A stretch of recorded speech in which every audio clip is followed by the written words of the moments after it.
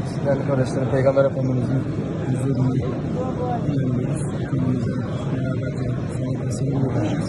Şu karşıda çekmiş olduğumuz levha, Peygamber Efendimiz'in benim evim ile minberimin arası cennet bahçelerinden bir bahçedir dediği hadisi Osmanlı döneminde yazıldığı levha. Bu şekilde levha.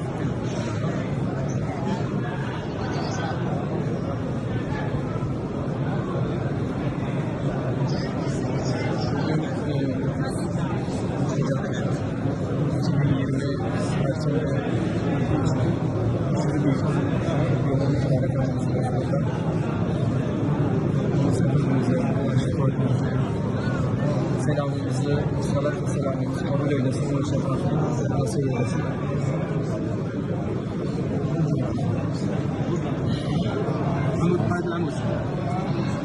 Esselamu Aleyküm ya Resulallah. Esselamu Aleyküm ya Resulallah. Salatu vesselamu aleyke ya Nebiyallah. Salatu vesselamu aleyke ya hayra halkillah. Salatu vesselamu aleyke ya seyyidel evveline vel ahirin. Selamun alel murselin velhamdülillahi rabbil alemin. Allahümme salli ala Muhammed ve ala ali Muhammed. Kema sallayte ala İbrahim ve ala ali İbrahim inneke Hamidun Mecid. Allahümme barik ala Muhammed ve ala ali Muhammed. Kema barekte ala İbrahim ve ala ali İbrahim inneke Hamidun Mecid. Evet, efendim, selamlar. Selamun aleyküm.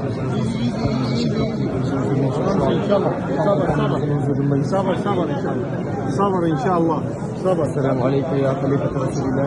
Sabır inşallah. Radıyallahu anh ve radıyallahu anh. Selamun aleyküm ya emirel müminin. Ömer ibn el-Hattab. Radıyallahu anh ve radıyallahu anh. Selamun aleyküm ve rahmetullahi ve berekatuhu. Allah'ım onlara şefaatlerini bize nasip eyle. Onların göreceği olduğu cennetlere bizlere de girmeyi nasip eyle. Esselamu aleyküm ve rahmetullahi ve berekatuhu. Allahümme gfir lil mu'minine vel mu'minat vel muslimine vel muslimat vel ahya'i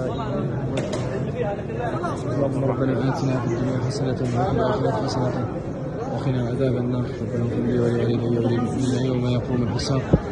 Rahmetke ya erhamer rahimin. Evet, Efendimiz'i selamladık. Dünyada göremediğimiz Efendimiz'i ahirette görebilmeyi Rabbimiz bizlere nasip eylesin. Onun cennetlerine, onun gelecek olduğu cennetlere girebilmeyi bizlere nasip eylesin.